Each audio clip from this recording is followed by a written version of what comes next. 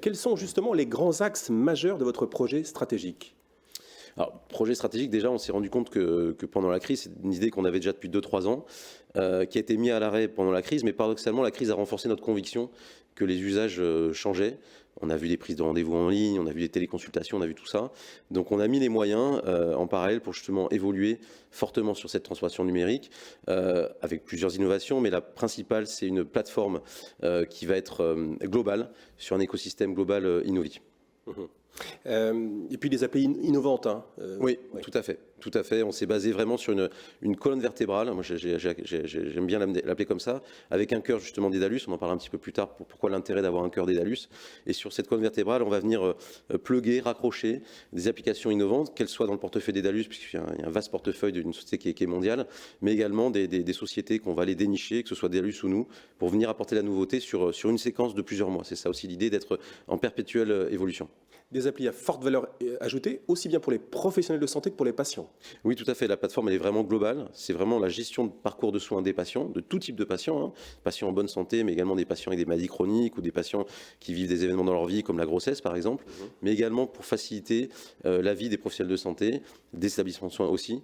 Et c'est pour ça qu'on a, encore une fois, souhaité avoir un partenaire avec Daedalus qui a toutes ces cartes dans son portefeuille, j'allais dire. Alors, rentrons un peu dans le cœur du réacteur de ce projet. Pourquoi avoir mis en œuvre un tel projet, Thomas Authier ? Comme je disais, la crise a vraiment confirmé, nous, ce qu'on avait vu en termes d'évolution des usages.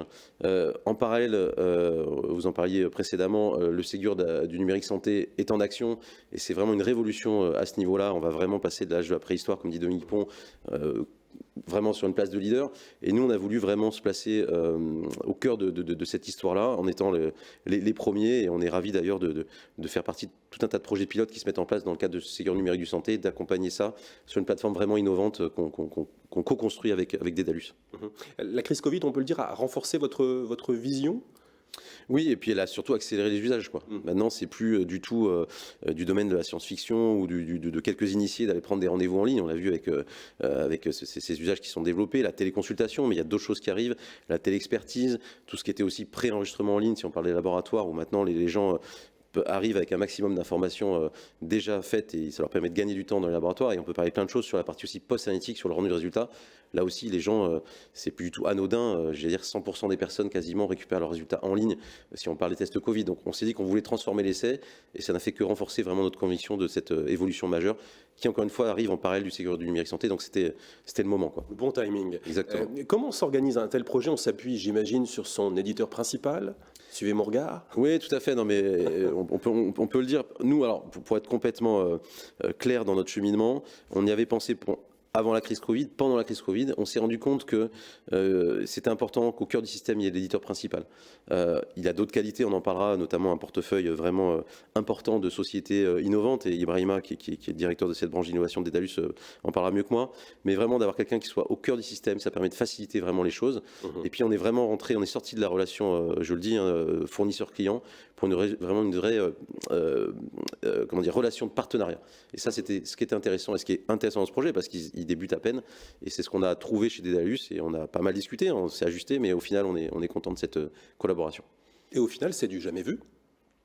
Je pense que, je pars sous contrôle d'Ibrahima, en tout cas en France, je pense que le fait que la plateforme principale digitale d'un grand groupe de biologie médicale s'appuie sur son éditeur principal, je pense que c'est du jamais vu, effectivement. Alors pourquoi justement avoir choisi Daedalus pour vous accompagner ? Quelles sont les raisons qui vous ont motivé ? Alors j'évoquais la principale, une des principales qui était vraiment d'avoir l'éditeur qui soit au cœur de cette colonne vertébrale vraiment. Voilà. Ensuite il y a l'écosystème à la fois Innovi et à la fois Daedalus, donc on a pu rassembler le meilleur des deux mondes, si je puis dire. Et du coup ils avaient aussi cette plateforme-là, mais je pense qu'Ibrahima en parlera mieux que moi, qui n'était pas dédiée à la biologie médicale, qui s'appelle Engage4Me, qu'on va transformer ensemble pour l'adapter au laboratoire de biologie médicale. Tout à fait. On va rentrer un peu plus dans le vif du sujet de vos grands projets, Thomas Authier. Qu'est-ce que vous avez mis en place justement pour les initiés ? Ça suppose énormément de moyens humains, financiers ? Oui, alors tout d'abord, comme je disais, on a beaucoup réfléchi depuis 2 ans et demi. Le Covid a à la fois ralenti un peu le projet, mais à la fois confirmé tout un tas de sentiments voilà, qui sont devenus des certitudes. Donc on a mis des moyens de réflexion, donc beaucoup de temps, pour maturer tout ça, pour trouver le bon partenaire, on en a parlé précédemment. Ensuite, on a mis des moyens humains, parce que les hommes sont clés Les hommes avec un grand H, évidemment, sont clés sur ce genre de projet. Donc on a, nous, eu la chance d'accueillir au sein du groupe, on avait des équipes déjà bien costauds, mais on a staffé encore plus avec un nouveau un nouveau DSI qui s'appelle Denis Roux, et puis notre CDO, directeur de la transformation digitale, qui s'appelle Bruno Gauthier, qui est un des hommes clés du numérique santé pour la partie biologie, notamment sur le parler du Ségur.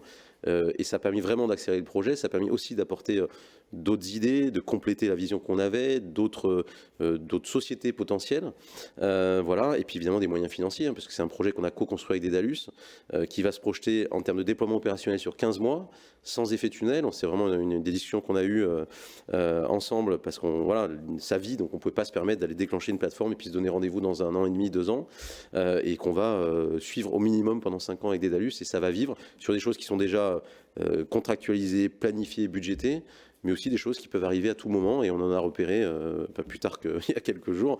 Donc voilà, c'est vraiment quelque chose qui vit, et c'est pour ça qu'on est vraiment dans cette notion de co-construction et de partenariat. Ces deux mots forts, moi je voulais on voulait sortir Innovi de cette relation client-fournisseur qui a ses limites, et on est ravis. Alors encore une fois, il y a eu des discussions, ça ne s'est pas fait en un jour, mais maintenant on se connaît, les hommes se connaissent des deux côtés. Donc c'est tous ces moyens qu'on a mis, encore une fois, financiers, humains, de temps, de réflexion, et maintenant on a maturité, et ça y est, on est dans le money time, comme on dit, donc c'est parti, quoi. Alors, toute la question qu'on se pose, c'est où en êtes-vous du lancement de la plateforme? Alors, on est vraiment dans ce money time là. C'est l'objectif 2022. On a tenu. On est tout début 2022. Comme pour les vœux, on a lancé la plateforme le 31 janvier. On avait ce dernier jour-là. Donc, on est en plein dans l'actualité. On n'a pas fait exprès par rapport à l'événement d'aujourd'hui, mais on a lancé la plateforme donc lundi.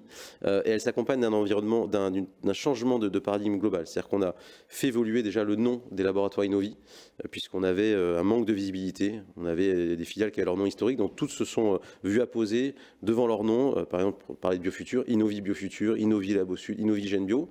On a fait évoluer le site internet, on a un site internet unique qui pareil est en ligne depuis le 31 janvier, et donc qui s'accompagne de la mise en, qui est une des portes d'entrée de la plateforme, donc je vous donnerai le petit nom tout à l'heure, qui est une exclusivité, mais donc sur une base Engage for Me, Engage for Lab, et donc tout ça c'est, voilà, il y a 2-3 jours, donc les équipes sont au taquet, et on va voir comment ça se passe. Pour l'instant ça se passe, je touche du bois, ça se passe plutôt bien. Et puis une plateforme, j'imagine, work in progress, qui va vivre au fil du temps, Thomas Gauthier. Tout à fait. Alors, il y a deux aspects. Il y a un aspect, encore une fois, de ne pas avoir d'effet tunnel. Et pendant ces 15 mois sur lesquels on a identifié, comme le disait Ibrahima, vraiment des choses majeures, des choses de base, des résultats en PDF, du paiement en ligne, des choses comme ça. Mais tout un tas de choses innovantes sur les différents domaines de la biologie, à la fois le pré-analytique, sur la prise de rendez-vous, la gestion de file d'attente, le post-analytique avec des comptes rendus augmentés, toutes ces choses-là qu'on a timées, qu'on a datées sur les 15 mois qui viennent. Donc ça va vivre, et des choses, encore une fois, qu'on a en tête et qu'on va sortir, et puis d'autres choses qui vont arriver. Et puis la deuxième chose, c'est que c'est vraiment un projet global. On va retrouver un écosystème Innovi, comme mon espace santé qui est lancé d'ailleurs aujourd'hui. Donc on va dire que le 3 février est une journée quand même où il y a pas mal de lancements. On va retrouver cet écosystème-là. Donc comme le disait Ibrahima, ça sera multi-utilisateurs, c'est-à-dire professionnels de santé, établissements de soins, évidemment nos patients, mais aussi les infirmières libérales et les sages-femmes, etc. Ce sera multi-activité puisqu'on va se passer sur le domaine du diagnostic. Donc on pourra aller récupérer les résultats de biologie vétérinaire de son chien, la radio qu'on aura fait, le frottis, etc. Voilà, évidemment des résultats de biologie. Et puis multicella, parce que nous c'est important, on est un groupe global. Et aujourd'hui, quand on va récupérer ces résultats, on a besoin d'un login, un mot de passe quand on est à Paris, un login, un mot de passe quand on est à Biarritz, pareil pour Marseille, Perpignan, etc. Donc là, on aura un seul accès pour se connecter, quel que soit le laboratoire Innovi chez lequel on aura fait ces analyses, quel que soit le cabinet de pathologie, etc., etc. Et du coup, on aura vraiment cet accès multi-utilisateur, multi-activité, multi-laboratoire, et pour retrouver encore une fois un environnement global, un écosystème. Le patient va être au cœur. Il va se gérer comme dans mon espace santé, il va retrouver des applications labellisées Innovi, et c'est ça qu'on voulait faire aujourd'hui en parallèle du Ségur numérique santé, et évidemment les professionnels de santé qui vont retrouver un environnement qui pourront personnaliser. C'est ça aussi l'idée, c'est que vraiment chacun va être acteur de son parcours de soins ou de sa manière d'exercer la médecine avec les parties diagnostiques qu'on va déployer. Une exclue par contre que vous avez nous réservée aujourd'hui pour ce D4 Evolution 2022, c'est le petit nom de cette plateforme. Oui, alors on a beaucoup cherché, puis finalement c'était une évidence, on l'avait devant les yeux. On l'appelait Innovi Me, parce que ça nous rappelait encore une fois Engage for Me. Innovi Me ? Innovi Enemy. Innovi Enemy. Voilà, on ne voulait pas faire du mail quelque chose, c'était vu et revu, et voilà. Donc on avait cette volonté de faire transparaître notre nom, évidemment, d'être international, puisque comme vous le dites, le groupe est aussi international. Et donc notre slogan, c'est Innovons pour la vie. On voulait que les patients et les professionnels de santé soient au cœur du système. Donc Innovi Enemy, ça nous paraissait... il y a un petit clin d'œil à Dédalus sur Engage for Me, donc ça, c'est le nom depuis 2 jours qui est officiel maintenant. Oui.